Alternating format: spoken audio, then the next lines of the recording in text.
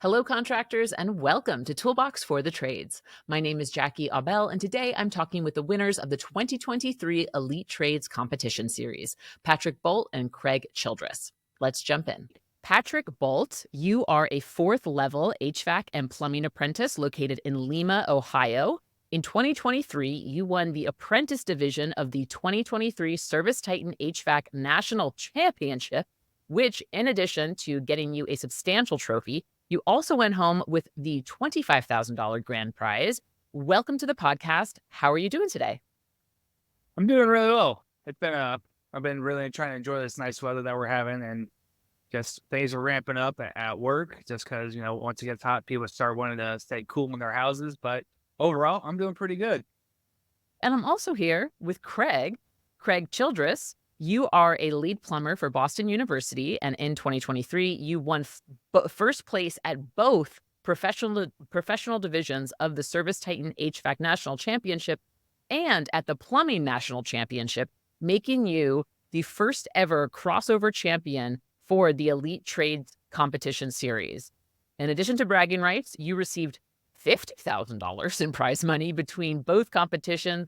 Welcome to Toolbox for the Trades. How are you doing today, my friend? Thank you so much. I'm doing very, very good. How are you doing? I'm doing fantastic. Really, really excited to talk to both of you today. We're going to talk a little bit about both of your work in the trades, hear a bit about your experience at the Elite Trade Championship Series, which I'm going to abbreviate to ETCS because that is a mouthful for an interview. And hopefully we're going to have some fun along the way, but I need to kick things off with some drama, and I hope you don't mind, Patrick, but I'm giving you this question first. What's the worst job you've been on, and what did you learn from it? There's been a lot, as you do things like there's a lot of things that happen, but I've been thinking about the one that sticks out in my head was probably when I got into HVAC. I was about 3 weeks on the job, and I didn't know anything, and I was just trying to figure it out and just help where I could. And pulling a line set through an attic, and I don't know what I was doing, but my foot slipped and I accidentally fell a little bit through the roof and through their ceiling. And yeah, a little bit of drywall got down, fell into thankfully it fell into the garage, but still, that was about 3 weeks, and it's like I thought I was gonna get fired after that because I just fell into someone's house. But it was a learning experience. Obviously, just make sure you stay on the joists and take your time. Sure. Oh my goodness. How did the homeowner react when you did that? He actually took it very well. I think he was thankful that it happened in the garage. So most people that's if it for a place to fall through the ceiling, that's probably the best place because you don't really need to heat or cool in there as much. But we ended up taking care of it, and he was very chill about it, thankfully. Okay, good. I mean, honestly, I have to say, if I put myself in the homeowner's shoes and a poor tech fell through my ceiling, I don't know if I could be too mad. I'm like, oh, that probably hurt, buddy, didn't it? I didn't fall all the way through, but I definitely I caught myself. But yeah, I was a little dazed for a little bit as I was hanging there for a second. Yeah. Abruptly dropping a couple feet will do that to you, I Yes, imagine. it will. So that was definitely one of my more memorable moments on the job. Awesome. Craig, I got to ask you the same question. Worst job you've been on and what you learned from it. Well, they're similar to Patrick. I mean, every job kind of has its up and downs, and you learn a lot every single job and every single day. The worst jobs that I've been on, say, was more like equipment being ordered incorrectly or a piece of equipment being incorrectly quoted. Because then you're backtracking at that point, and then you feel bad because a customer doesn't have any heat. So now you're trying to organize all that. But I mean, even that's all learning experiences for all of us. Whether it's the person selling it or me. It helped us open up the line of communications better between us and the sales team. So it was actually a good thing that it happened. But I mean, similar to what Patrick was saying though, with good phone things. I mean, you get burns and floods all the time that happen, but it unfortunately kind of comes. Yeah, that makes sense. Oh, so this was, I'm assuming, the experience you just shared, different equipment being ordered or the wrong equipment being ordered. Was this when you were doing more residential work? Yeah, so prior to going to Boston University, it was definitely an obstacle that we overcame. But I mean, working together, we all figured it out, and it certainly helps the guys in the field or the techs in the fields communicate better with the sales team about what we were actually looking for. It helped us serve our customers better, which was good. Awesome, awesome. All right, now I got to ask, one of the big questions here on Toolbox for the Trade.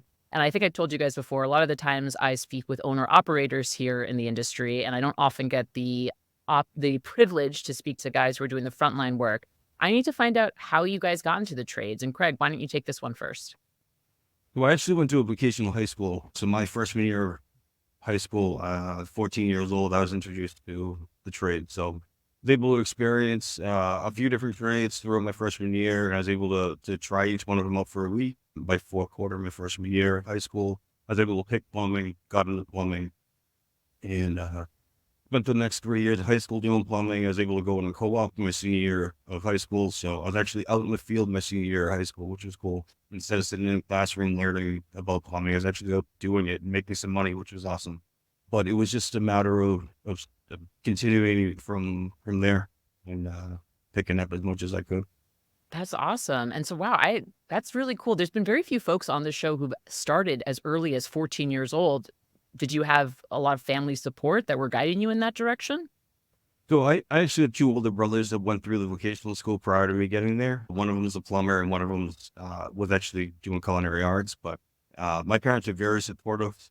Thankfully, me going to the vocational school, being 14 years old, it's difficult to realize what you actually really want to do. So, for me, I'm like, I don't want to leave my friends because, it's going from the city that I grew up into a different city. So it was a tough decision for me because I had all these friends that I didn't want to leave, but ultimately, obviously, mom knows best. So you go with that. Yeah, yeah, yeah. Oh my gosh, I can't even. I think that's a cool concept that you were actually able to take a week to try out all those different trades. And I've thought about that for a long time. That like they should probably implement that like across the country or however you want to put it. Because and like you said, at 14, you have no clue what you want to do, but they're telling you that by the time you're 17, you need to know what you want to start studying for in college so you can have a job. But if you might not go to a career and find out you don't like it. So doing that little bit of cross training or just learning was probably pretty beneficial to you, I would bet. It was amazing. I mean, we would spend a week in academics. So, your sciences, math, Englishes, and then you go from a week of that to a week of one trade, and then you do a different trade. So we did welding, plumbing, electrical, carpentry. I mean, we did Cosmo for a week, just to see what you're interested in. So it was actually pretty interesting. So it was a great experience. But we have a lot of those vocational schools up in the Northeast. I don't know how it is the rest of the country, but we're lucky enough to have them in Massachusetts. We have Yeah. some vocational schools around here, but it's like you don't really you kind of have to like divert your path. It's not like you go there on as your first choice to a degree at like 14 or like they send you there right away. I don't know if that's how it was for you, but like you have to like ask that to go down that path. I think it was pretty accessible for us. It was certainly something that I was aware where I had two older brothers that had gone through it. But I think that prior to me going there, I don't know, 20 years prior to me going there, it seemed like it was more, people didn't really want to go, was kind of the impression that I got from people that were in the field prior to me. And nowadays, I mean, there's waiting lists to get into vocational schools. It's crazy. You have to make sure your attendance is good and make sure that your grades are good and that you're applying almost for college, but it's for a high school, which is the high schools that they have for kids in schools now. It is absolutely amazing.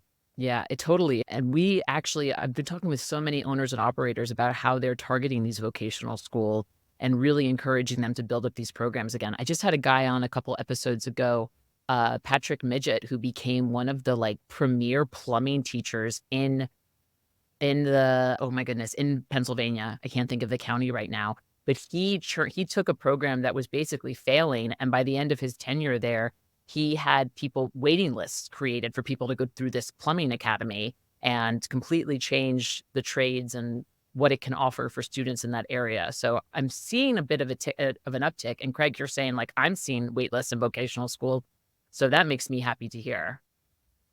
What's actually cool is a week ago I was able to be a judge for a high school trades competition.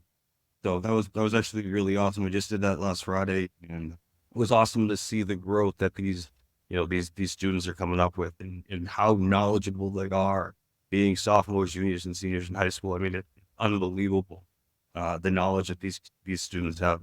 Crazy. That's awesome, man. Oh my gosh. Okay. We need to find out how Patrick got into the trades, but let me tell you, I could dive into the high school judging competition longer, and I'm going to make a note of it. So, Patrick, tell me the same story. I would love to hear how you got into the trades, and you're still at the apprentice level at this point. And I don't mean still, but I mean you have so much more opportunities ahead of you, I should say. I have a lot to learn, and I'm probably going to always continue to learn. But I started out back in high school, like I kind of followed the more mainstream path of I was always thought, hey, you need to go to college if you wanted to be successful, and that's kind of what I wanted to be. And after going through a year, I realized that college really wasn't for me. I still didn't know what I wanted to do, so I left college, and after a while, I ended up going to join the Marine Corps. And while I was in there, I basically was almost like a tradesman. I was doing heavy equipment operations while in there, and I loved it while I was in. But once I got out, I was like, I didn't enjoy it as much as I did once I got out. So, kind of did some soul searching. And one of my brother-in-laws, was telling me about HVAC, and he wasn't doing it, but his father-in-law owned a company, and I ended up going to school and doing that and worked for his company for a while. So, and I've been doing it ever since, and I love it. That's awesome. We talk about the vet to trade pipeline a lot on this show. And I would love to hear your thoughts on it. Do you think veterans make great tradespeople? Absolutely, because I could say we learn half the job on while we're working. Like part of the job is just being willing to learn and learn how to solve issues. And that's half of what HVAC is, whether it's an installation or service. You need to be able to like keep a cool head and figure things out. And they're always like the biggest thing in the military and while you're working is they're all about efficiency. You want to be as efficient as possible so you can, make money and, like not waste your time or the customer's time. So I think that's a huge part about it. Yeah, that's awesome. I need to ask you guys this question. It's another little dramatic question, throwing a lot of drama at you today. But I would love to know for either of you, was there ever a time in your life where you thought about quitting the trades? Craig, maybe you can take this one first. So right out of high school, I actually was gonna go to college. Realized pretty quickly that it wasn't for me. Um, so I actually kind of backed away from college because I mean I always knew that I had it as a fallback. But I ended up backing away from college. Once I got out into the field and actually was doing hands-on and seeing how much I could learn and what I could actually do to help out other people, I never thought about quitting ever. So like just after 18, I knew I was committed to this life for the rest of my life because I loved it. I like creating. I like solving problems. It's, you have so many benefits to being in the trade. Not only, can you do it for a living and make a good living out of it, but, you can do things at your house, do things at your parents' house, or, help out friends and families. There was a brief period of time where I didn't think that I'd end up in the trades, but that went away pretty quick. Yeah, yeah. I mean, it's definitely a common thread I'm seeing here. Patrick, again, you've been in it for only a couple of years at this point, but has there been any point in your apprenticeship that you're like, "Ugh, maybe this isn't for me"?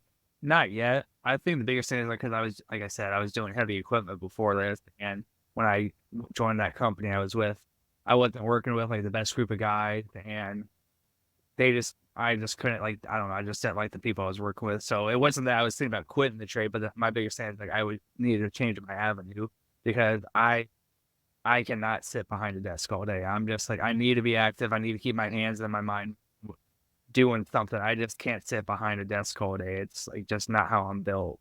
I I enjoy being out in the field and talking to people and actually like fixing stuff. Yeah, yeah, that's dope. I love it. So I would love to learn a little bit about how the two of you guys typically work today. So, right, Patrick, you won the apprentice division of the HVAC National Championship. Craig, you won the professional division of the HVAC National Championship and the Plumbing National Championship.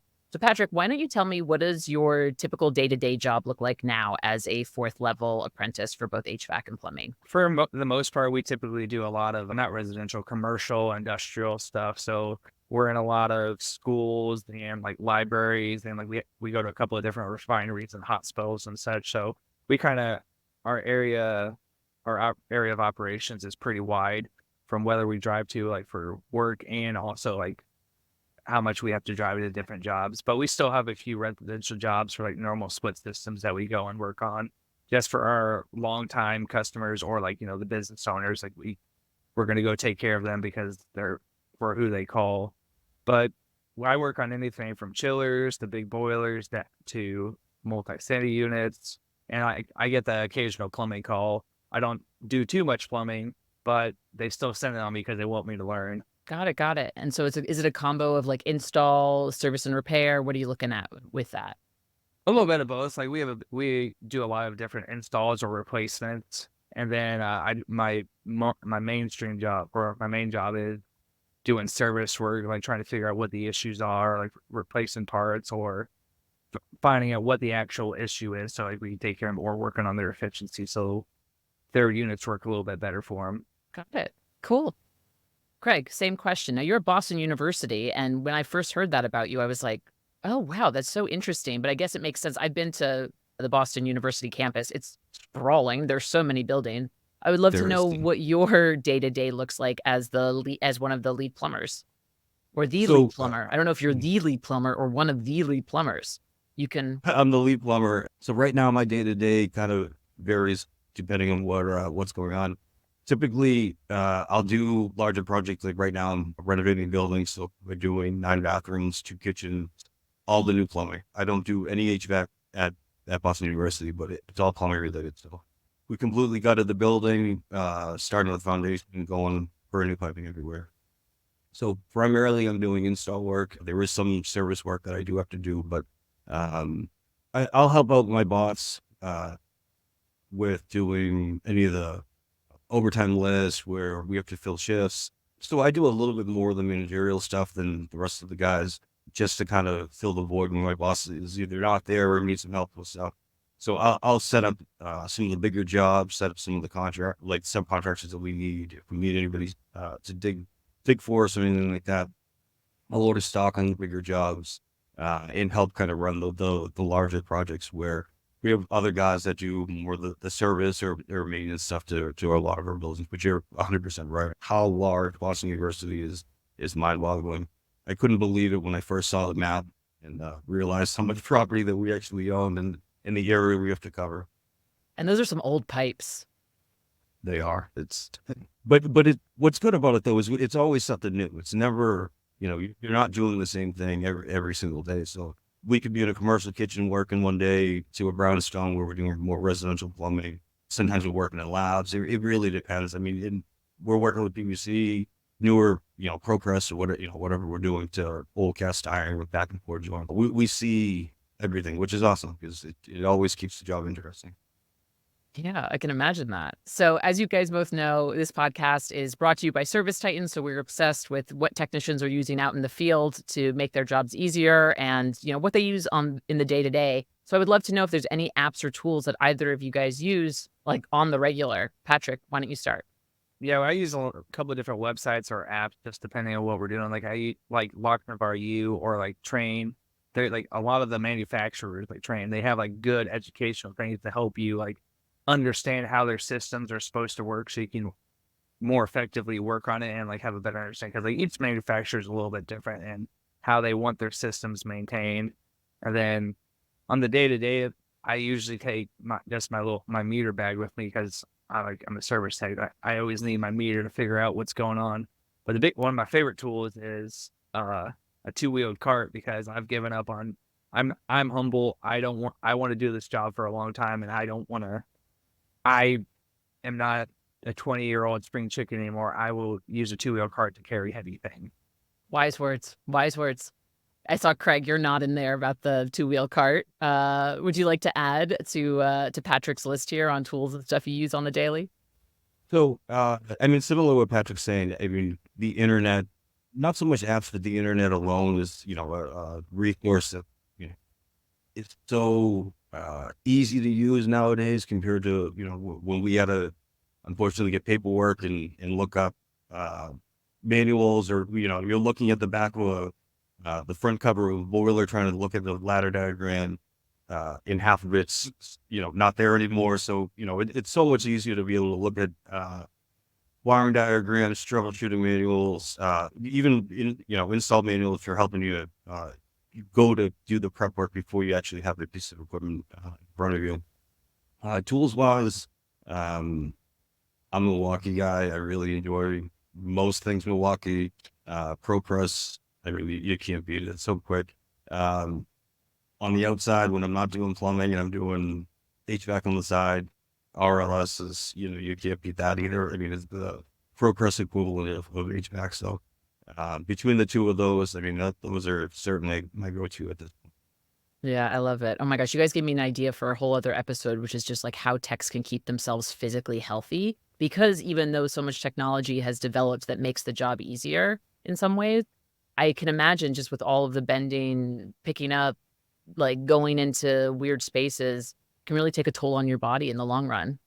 Well, not only that, but like I get a lot of window time because like I drive, like I live actually 30, 45 minutes north of my shop, but then I cover like a lot of the area north of where we work. So like it's nothing for me to drive 45 minutes or an hour and a half to a job site, and then I gotta drive that back. So there's a lot of window time where I'm not moving, and you got to keep yourself fit and active. So yeah, that would definitely be a good thing to talk about. And just it's hard when you're, like you said, stuck in like a tiny crawl space, which thankfully I'm not in too much anymore, but it it can definitely take a toll on your body. For sure. I mean, and piggybacking what Pat was saying was about the two-wheel cart. I mean, knee pads, you got to protect your body. As much as, maybe you don't want to wear them, it's, when you start getting a little bit older, it's certainly easier on your body. Making sure you get that second hand to lift something, you know, you don't be shy, and don't be embarrassed by asking for help. Because it's going to save your body. And, we have a long career ahead of us. You want to make sure that you're preserving your body. Yeah, 100%. All right, I'm jumping around a bit because we're already like 24 minutes in. This time is flying, guys. So as I said before, I want to get into ETCS because like that's the main reason I'm talking to you, but I'm also just loving hearing your guys' story. Before we get to ETCS, I have to know, we have a lot of owners, operators that listen to our show, a lot of folks who are kind of managing the day-to-day operations of service businesses. If you could change anything about how we qualify, train, even treat technicians, what do you wish you could change? And Craig, I see you nodding, so why don't you take this very complicated question first? If owners would be more interested in feedback from technicians, I guess, is listening to what we, what we experience. And I've had some good owners. I've had some not as great owners in the past, but I mean, just kind of listen to what we have to say, taking, even if it's something that doesn't happen to everybody, and maybe it was just me in particular, but acknowledging it, and saying, hey, like, let's work on that. Let's, we'll get together, get a game plan, but just kind of taking in what we have to say in our recommendations. But I mean, like I said, I've had some good owners in the past, and them supporting training is also another big thing I feel, and not just from a sales perspective, but I mean, obviously that's important. With I feel like some of the companies that I worked with was more about the sales training than about the technical training, but the technical training, for sure, definitely needs to be. There's so many great opportunities, whether it is online or whether it's in person, but the technical training for sure is a good one. I've only worked for 2 companies while I've been doing this, and like both of them have been pretty good to me. But like Craig was saying, like the training is like a huge thing because there's only so much that you can know, and like our like I was saying earlier, there's so many different things that you could focus on. Like you could focus strictly on residential, on just put systems in, keep your hand busy, but there's boilers, there's fuel oil, there's like chillers. Like having the opportunity to train is a big thing that owners should be pushing, just because it's only going to help them be more profitable in the long run, is having better technicians. But, and then, I mean, I've talked to some of the people I've worked with that come and go. They said like they've gone to companies where they've shown up. It's like, all right, here you go. And they've just kind of fed them to the wolves, like letting them figure it out, which is a good way to learn to a degree, but you also got to give them like support if like they're not able to figure it out. They've been told them just to figure it out. So giving them the support that they need to be able to like be efficient, to be proficient in this job. Yeah, totally, totally. Little add on to this. Do you wish people in general knew about the work you do as a technician? I wish people would understand the level of difficulty that our job is sometimes, in how, we're not just dumb tradesmen and women out there. We're just because, we may carry a plunger in the car doesn't mean that we're less than anybody else. It, we're all very well trained and very technical, and uh, we all spend a lot of time out in the field to learn what we're doing. And we've all, missed birthdays and missed, all these things that other people take for granted. Somebody may have hot water in their house, but that's because we stayed late for, an extra 4 hours to make sure that was possible. I think an appreciation just for what we do, because it's a lot. It's a lot of blood, sweat, and tears that go into it every day. And it is a lot of trainings. It's a lot of, I spent 2 weeks away from my family to get the HVAC training initially. I've gone to trainings for 3 or 4 days out of state, and it's you go to school at night, and it's not you do a 12-hour day, and then you're doing 4 hours at night of night schools. It's just what we put into it to actually, for somebody to be able to turn on their hot water or their faucet and get hot water, or somebody turn on their thermostat and get cooling. It is a lot for us to make that happen. Just, it's not just a matter of, here you go. This is all set. That would be my biggest thing. Just realizing what we. Yeah, it is a big sacrifice because there's a lot of times like when you don't know when you're going to get the call to go out and, hey, like you said, my hot water's not working, or middle of winter, my house is freezing. Can you come out and get me, come and help us? Cause like there's a weekend, couple Christmases ago where there's a horrible winter storm, and I worked probably for like over like the 3-day weekend. I probably worked like probably 20-30 hours just because everything was like, people lost power, so things were freezing, and like no one had heat. So it was a busy weekend, and it was Christmas, but sometimes you gotta do what you gotta do. It's a sacrifice. Sure. Yeah, well put. I'm really happy that we talked about that. I've been at ServiceTitan now for almost 7 years. I 100% agree with everything you guys said. The work you do is hard, and it's very technical, and you need to be really smart to do it, which is why I'm so happy to have you guys as the reigning technician champions of 2023 on this show today to talk about it.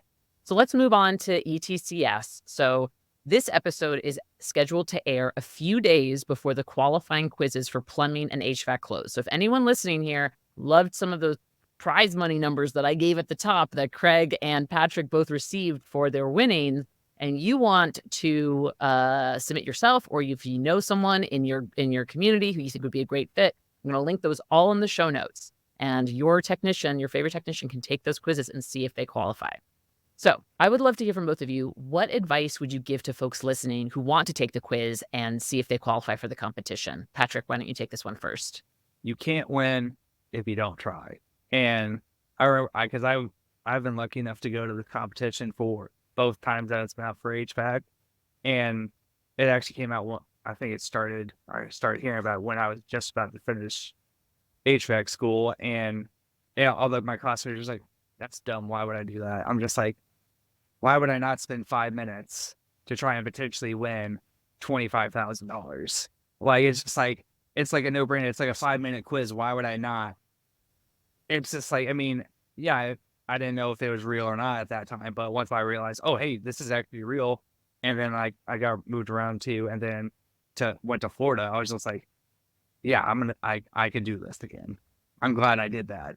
So you don't have the opportunity if you don't try. Oh yeah. Craig, same question. What advice would you give to the folks who are like, should I take this quiz? I don't know.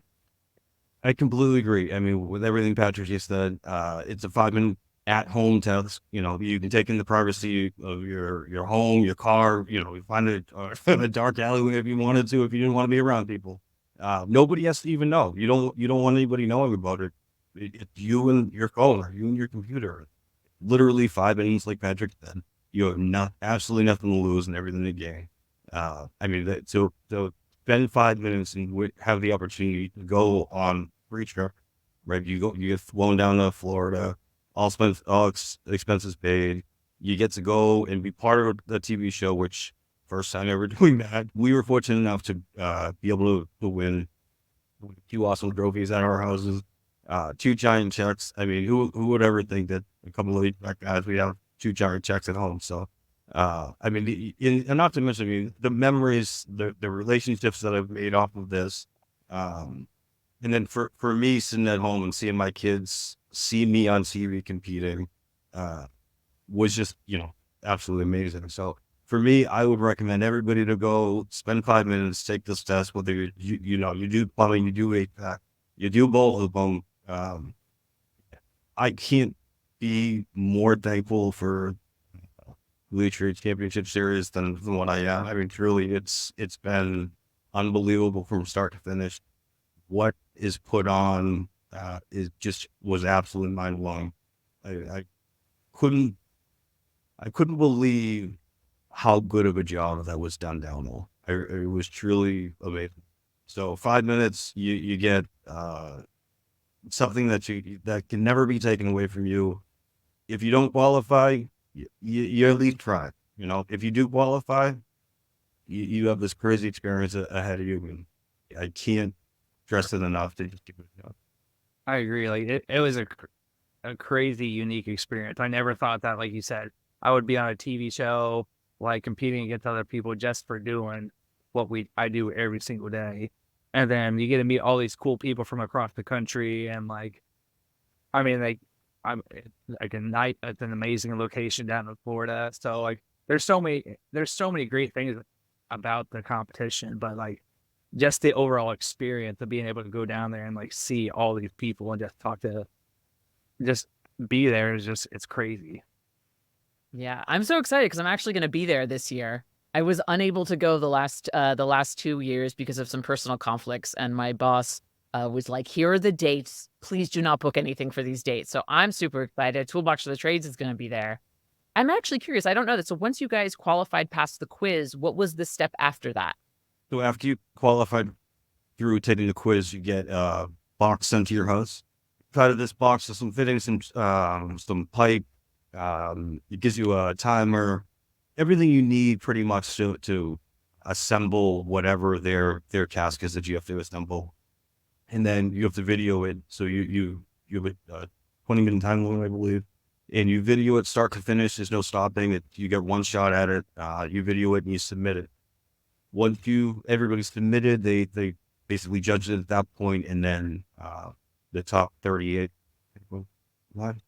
top 15 won, I think, last year. There's 38 seconds round twos, and then the top 15 went down. Great. So like worst case scenario, you take that 5-minute quiz, you get sent another little like package, and you just got 20 minutes to do that. And then if you qualify, you might end up in Orlando this year with me, Craig, and Patrick, because I think you two are going to be there for next year, right? I'm taking the quiz, and so like I'm doing everything in my power to get back down. So HVAC, I've already qualified for round 2. I won month 1, which is awesome, and I'm in currently standing first in plumbing also. So we'll see. All Hopefully- right. Hopefully, I'm back down for at least competing. See how it goes. I wonder because I saw your name disappear off the leaderboard. I was just like, what happened to Craig? Yeah, no, they reached out right after the first of the month. That that I had won the month. So That's awesome. yeah. That's fantastic. Oh my gosh. Okay, I have to ask you just a few more tips for folks who are now like, okay, I really want to meet Patrick and Craig and see if I can beat them. What skill came the most in handy during your competition? Patience, I guess. Being able to kind of take it all in, because it is a lot when you first walk out there and you realize, we were fortunate enough to be able to see one of the other competitions prior to going out the night before. So we were able to kind of get accustomed to it. But just being patient and realizing, this is it, enjoy every second of it, because honestly, it is the coolest thing, certainly professionally I've ever done. It potentially one of the coolest things I've ever done, anyways. But I mean, it's awesome. So just taking it all in, not letting the moment kind of get too big because it easily can try to get away from you. But it was so cool to take the test. Was all I could really say. Patrick, any thoughts on skills? Like what skills you found were the most helpful to you during the competition? I think one of the biggest thing is you just gotta keep a level head, because when you're down there for the actual competition, you only have an hour to do a task that might take you 3 or 4 hours. I had to hang a furnace from trusses in a makeshift attic, and I had to do that by myself, which typically I would have someone else doing that with me. But then I only had an hour to get it to the specific specifications that they wanted, and you just need to keep a level head. Just realize everyone else is under the same amount of stress as you are, and you just need to do the best job you can, because time isn't everything. You need to do the best job you can, and then hopefully you come first in time. But time isn't everything when it comes to this competition. It's being able to do a professional job on it. Yeah, and not to mention you guys are probably getting used to the fact that there's like a dozen cameras on you. My job, I'm recording myself all the time, so I'm like, whatever. But what was that like for you guys, like actually having cameras focusing and like zooming in on you? Like, how did that feel? Well, I do my best to stay away from the camera as often as possible, to be down there competing. For me, seeing the competition the night before, I think actually helped me a lot, because I was able to see what to expect for the following day. So for me, it was, the cameras kind of went away. Actually, yeah, I kind of settled in, and I felt like I was in a basement, in an attic, wherever I was at. So for me, it thankfully didn't bother me all that much. Once in a while, you'd catch yourself, you'd look up and there's a camera staring you right in the face, and you freeze. Like, I froze for 1 or 2 times, and I'm like, all right, what do I do? And then you just jump right back into it, where you're back in in the attic doing your thing. So, it's certainly interesting, but once again, I mean, I can't address it enough. It was unbelievable.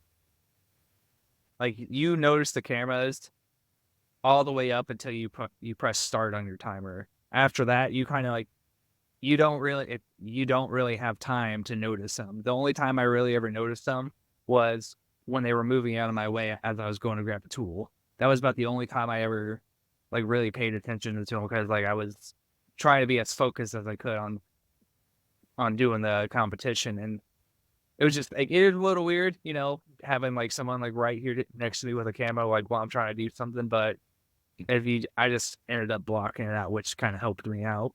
Cool. That's awesome.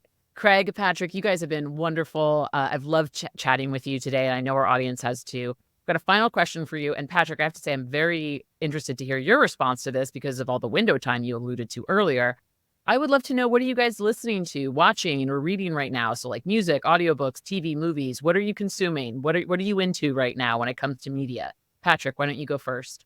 Well, don't really watch too much TV or movies while I'm driving, but I've been listening to a couple of different audiobooks, and then just music when I can. But I try to stay away from the radio, because it always seems that's the same 20 songs on repeat with a little bit of intermission of talking. But I listen to a couple of different audiobooks, I'm listening to a book about, and it's the sci-fi book, but I enjoy it. So Tell the name, drop the name. I love sci-fi. I'll drop my sci-fi trilogy I'm reading right now. I forget the author's name, but it's called the Imager series. So it's weird. It's kind of like an Italian background, medieval, but they have it's interesting. Magical sci-fi. So it's kind of cool though. That's awesome. I love it. Craig, what about you? What kind of stuff are you listening to, watching, or reading right now? So if I'm listening to any music, I'm stuck in the 90s. Sure. I continue since the 90s to continue to listen to music from the 90s. I actually saw Chris Hunter posting about the book Hidden Potential. Oh, yeah, So yeah. I've been reading that, which is an excellent book. So thank you, Chris, for posting about it because it's certainly awesome. I don't really watch a ton of TV either. If I'm with the TV's on, it's usually towards catching the game. Sure, sure. Yeah. Now, imagine if this was a time where you guys both revealed, like, yeah, we watch so many TV and movies while we're on the job. We just constantly have a second screen going. I've seen that. I've seen that on the roads of LA. People got the self-driving cars and then you see them like just watching and you're like, this makes me so uncomfortable. But I'm glad we didn't reveal that here. And No. my sci-fi series is the Broken Earth trilogy right now, Patrick, which I'll tell you a little bit more about off mic. And if folks are interested, they can Google it and find out. But guys, thank you so much for coming on Toolbox of the Trade. I really loved chatting with both of you. You were great. And I really hope to see you this year again in Orlando for the Elite Trades competition series. For anyone who's interested in becoming the next Craig and Patrick, if they don't, defend their titles in this next year, check out the links in the show notes and you will get access to all those quizzes, those qualifying quizzes, which, as Craig and Patrick both said, are so simple. Just do it. Craig and Patrick, thank you so much. I really appreciate you guys. Thanks for having us on.